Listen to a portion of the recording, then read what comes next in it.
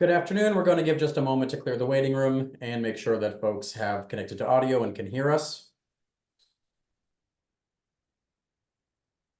Yes, I can hear you. Thank you very much. As a reminder, when you are entering from the waiting room, please do remain on mute unless or until you are appearing or testifying before the entertainment division.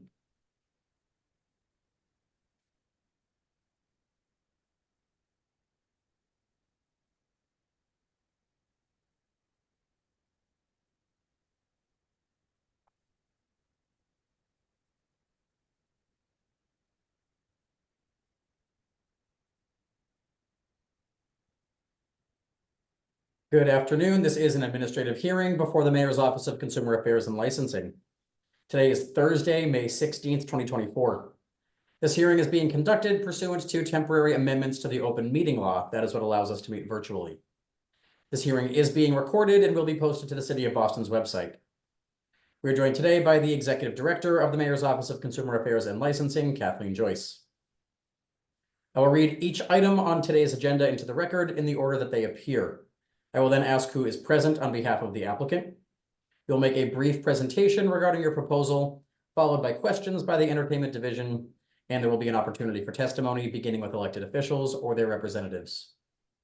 For members of the public wishing to provide testimony, please limit your testimony to 2 minutes, and please state your name, address, and affiliation, if any. The first item on this afternoon's agenda is MVC 40B LLC, doing business as the Revolution Hotel, located at 40 Berkeley Street. The application before the Entertainment Division is to add the entertainment categories of disc jockey, dancing by patrons, up to 4 instrumentalists, and up to 3 vocalists to the existing non-live entertainment license daily until 1 a.m. Who's present on behalf of the applicant? Good afternoon. Thank you, Attorney Green, Chair Joyce, Trish Farnsworth with Lawson and Whiteson on behalf of the Revolution Hotel. And also on the call is Jack Barty, who would be the manager on this license and really the operator, and as well as Jacqueline F. Tink, who's the general manager right now. Well, Connie's on maternity leave at the hotel. So just, I'll let Jack explain, really the concept and all, but I wanted to kind of set it up. Generally, this is the Revolution Hotel. And right now there's a restaurant there, Cosmica, that Jack operates under a management agreement. That's on the first floor. There's a basement level that does have the non-live license, as Attorney Green mentioned. There's some private events and some things down there, but they want to recast that, make it more of an amenity for both the hotel guests and the neighbors as well.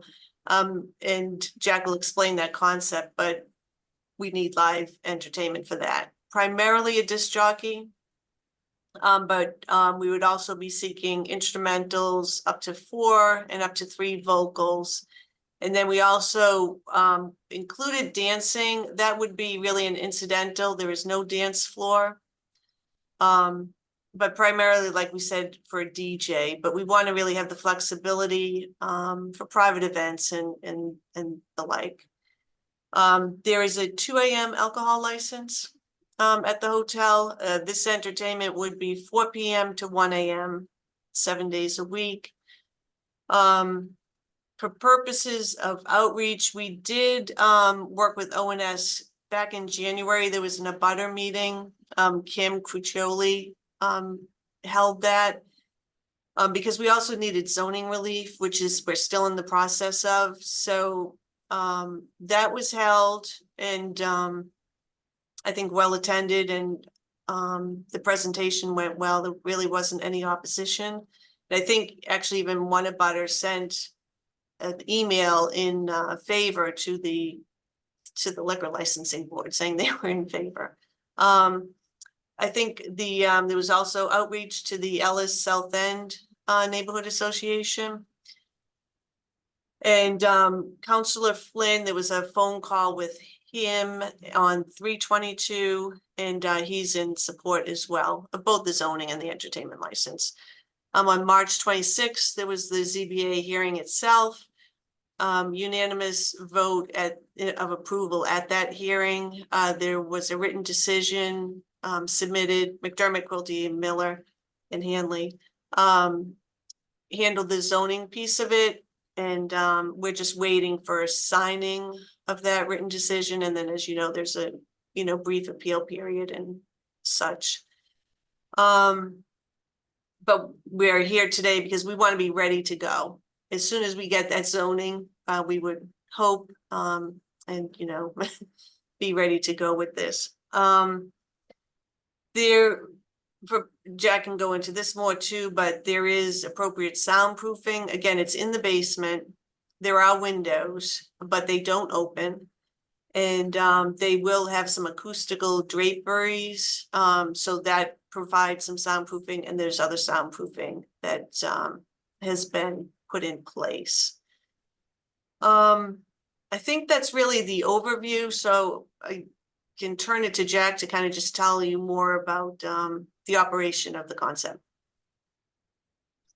All right, this is Jack Barty. In addition to operating the restaurant Cosmica in the hotel, I also own the Beehive restaurant around the corner.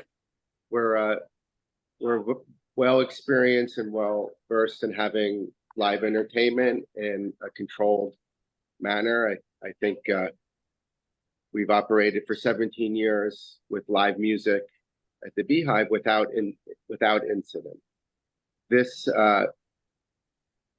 operation that we plan to do in the basement of the hotel is really a lounge atmosphere where we want to have a very curated music selection by, what's called DJs, just really musicologists that have really something to say with music. So there'll be a very select range of music in a calm lounge type of atmosphere. And we'd like the flexibility with some instrumentation and other entertainment once in a while to have some other interesting entertainment, all in control.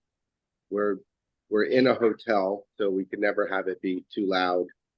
We're putting a lot of effort into sound attenuation in the space, acoustical treatment. Again, we have a natural restriction of it ever getting too loud because there's hotel guests sleeping in the restaurant. And there may be restaurant events, weddings, and so forth in this space that we'd like the flexibility to have the range of entertainment as well. Liquor service, there's a bar. The food will be serviced from the existing restaurant kitchen that's in the hotel. Okay, do you mind if I jump in just with a couple questions? Sure.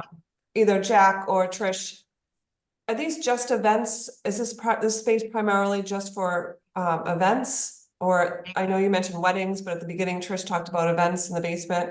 Or is this going to be entertainment you have on a regular basis? This is a regular basis. Okay. And what you're requesting today is just for the basement of the hotel? Yes. Yes. Okay, no live entertainment anywhere else in the restaurant or the hotel? Not in Cosmica, not in the hotel, not above the ground floor, nowhere else, basement, correct? Okay, you mentioned the sound proofing and the acoustical treatment. Can you send us a copy of what exactly you're doing for the sound treatment, just so we have it on file? Should there be complaints? And speaking of that, should issues arrive with neighbors or abutters, who would they contact on the premise, and would it be by email or phone? They can always call in right away if there's ever an issue. They can call the restaurant or the hotel, and we'll act promptly. Also through email or any other means, they can contact the hotel or the restaurant.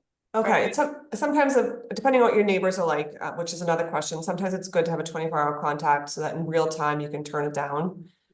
Granted, yes, I know the hotel's above you, but Yes. we get a lot of noise complaints. and sometimes it's easier to resolve them directly with the complainer. That's fine, and really Connie is around, so Jacqueline is do you have a 24-hour contact that we can provide, or we can follow up later as well? But the hotel is staffed 24 hours. Okay, Yes, the hotel is staffed for 24 hours. As far as a 24-hour single contact, I can get back to you on that. We can revisit that. But even after hours, we do have a security company that is here overnight for any issues that arise as well. okay. What is the expected capacity in the basement? Or what is it? It's approximately 150. Okay, That's pre-existing. okay. That's- 'Cause we had, that makes sense. We had 156 noted. And then, so other than the hotel guests, what kind of abutters do you have? Is it residential, commercial, a mix of both? It's a mix of both, but we're sort of on the block. The hotel is on the block by itself, but Okay. there's some, the neighboring Appleton Street and the other side of the building, there's another residential street primarily. And then across the street is commercial. On Okay, the and other side of Berkeley, on the other side of Berkeley is Okay. commercial.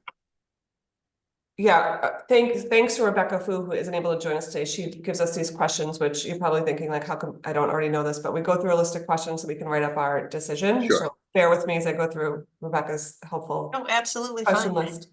As far as age groups, do you restrict ages after certain hours or certain days? Is it over 21 or 18 and over, or what is it?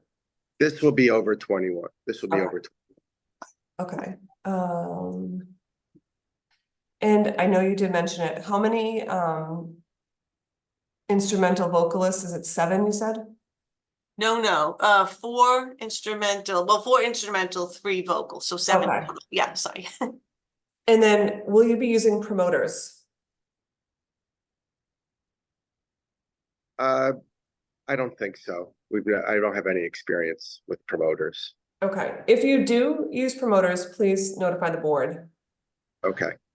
Um, What do you mean by promoters? Like like hiring someone to have like a theme night, yeah, sell tickets, okay. We're seeing more and more of that in the city, and we want to make sure who you're using as a promoter is familiar with the rules and regulations and understand their responsibilities. Right, it would be unlikely we would never turn over the operation to. Yeah. I've never used anything like that, but yes, we will if it comes up. Okay. If you wouldn't mind submitting a security plan, dispersal plan, an emergency and operations plan, so we can have that on file as well. You mentioned you have overnight security staff. Will you have security staff at this lower level just assigned like on for the entertainment nights and stuff? Presently, Yeah. we don't have that scheduled on the hotel side, but I'll let Jack speak to his side. Yeah, the restaurant will have always have door personnel. Yes. Okay. Do you have cameras on the premise? Yes. Okay, when you submit the floor plan, if you could identify where those cameras are, it's helpful to us. And then, given that we're having live entertainment, oftentimes people leave around the same time. Include some information about a dispersal plan, how you're gonna avoid people loitering and lingering outside as they wait for ride shares. Is there a specific spot around the perimeter of your premise that you have for ride shares? Just something that shows you've thought this through and that you have some sort of plan in place. And Danny, have I missed anything? I believe the only question we haven't gotten to is, will there ever be cover charges for Oh, any yeah. entertainment activities? Yeah. Yes, there may be. Yes. Okay, that needs to be on the face of your license, so if you're requesting that, we'll make sure we include that. Okay. And that's all. Do you have any further questions, Director Joyce? I don't know.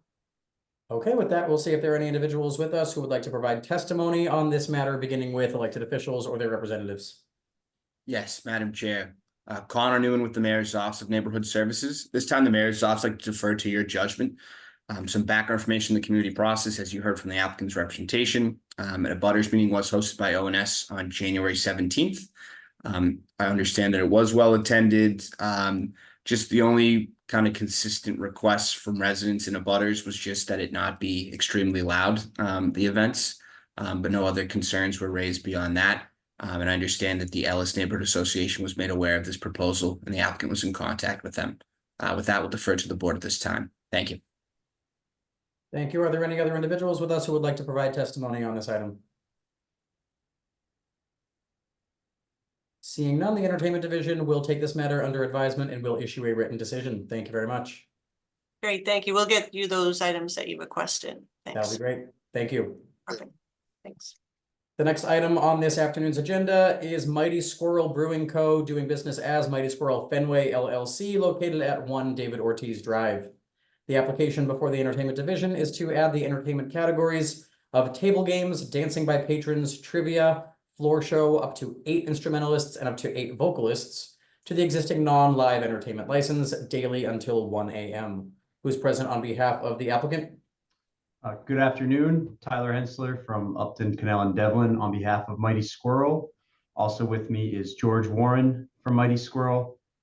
We are here to, again, add live entertainment, the categories of table games, trivia, 8 instrumentalists, 8 vocalists, dancing by patrons, a floor show, and we're asking for this daily until 1 a.m.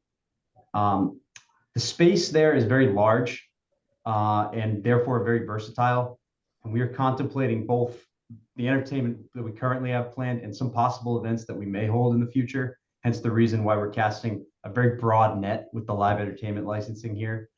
I'll add that we arrived at selecting these specific live entertainment options by basically just copying exactly what events are held at the Mighty Squirrel Waltham Tap Room.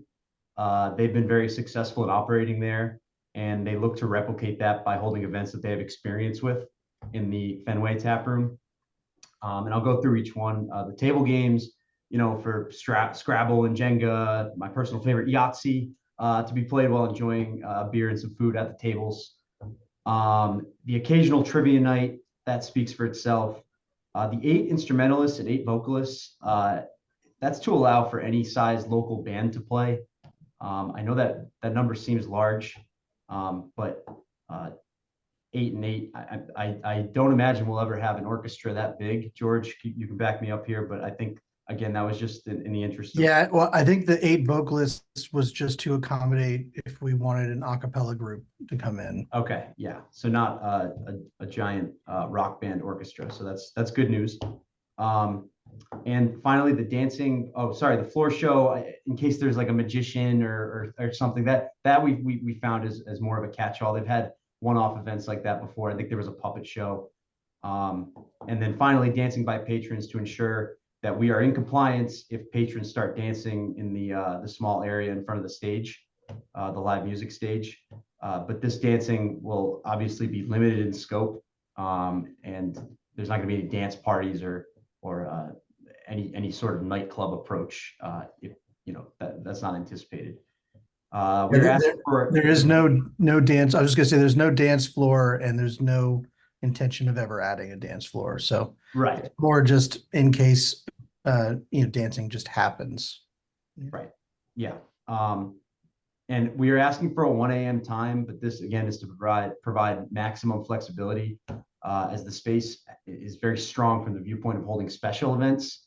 But again, George can back me up. I don't anticipate going to 1 a.m. very often, especially with the live music. Yeah, I mean, typically we run until about 11 p.m. And so similar in Waltham, when we have bands actually don't even play till 11 typically. But again, we're just trying to keep the flexibility as wide as possible. But we plan to operate this very similar to our space in Waltham. Right. Again, they've been very successful there. For the sound vibrations and sound emanation, they have a state-of-the-art brand new building with soundproofing insulation on the ceilings. They also above them, they're built in sort of the ground floor of a residential building, but there is a buffer zone of the Eastern Standard Restaurant between them. We applied in mid-March for 1-day live entertainment licenses for their grand opening, which went down without hitch. We received no complaints. There was, I think, a 4-person band playing for a few hours, and they were out of there at a reasonable hour. Tyler, just not to interrupt you, but can you submit a little bit of a paragraph about the sound mitigation, soundproofing, just what you said right now, just so we have that on record about the. Absolutely, yeah. I'll write Mitigation. that down. Sound. It's very helpful what you said. I just want to make sure we captured it all. Yeah, absolutely. Yeah, can I send that via email? Yeah, and then include who the contact person would be, should there be any issues with neighbors. Sure. Whether it be email, phone, and person's name, so that if we get complaints, we can recommend they contact you guys directly. Great, and I'll add on sound emanation, and I can include this in the paragraph. There are no outdoor speakers, so everything will be contained within that soundproofed area. Okay. Finally, for, let's see, community outreach, we were in contact with the Mayor's Office of Neighborhood Services after filing this live entertainment application. They were satisfied with the outreach we'd already conducted for the initial opening, which included live entertainment. That was always part of the overall concept. Same with the Fenway Civic Association. We attended that meeting in November, was well attended, very supportive. And at that meeting, we made it clear our intention was to add live entertainment shortly after opening. With that, we're happy to take any questions, and we thank the board for its time. Did anyone from the Fenway Civic meeting have any issues or questions or opposition, concerns? Not, I only hesitate because it was not particular to Mighty Squirrel as an operator, but more a global approach, trash. They wanted to make sure Ubers would be, not an issue. They wanted to make sure that we wouldn't be too crowded during games, just sort of more global neighborhood issues, but nothing with the live entertainment. They were very satisfied that, it would be contained inside. It's not a super residential area. It's sort of, there's a parking lot on one side, so no issues. Okay, and just want to confirm that your landlord permits this type of entertainment? Yes, I believe it's in I can double check, but the landlord is very aware of the concept. We were working very closely with them. Yeah, we'd just like to have people check the lease and confirm for us. And you may have mentioned it. What is the expected capacity? George, can you help me out there? I think it's Our posted capacity is 570. 570? It's an enormous space. Okay, and George, are you the manager? I'm the VP of operations. Okay. Henry Manis is the manager of record. Okay, and what's his experience managing entertainment places like this? Waltham. Oh, the Waltham one, okay. And how long have you been in Waltham? Well, we've been in Waltham since 2018, and I've been running operations since 2014 for Mighty Squirrel.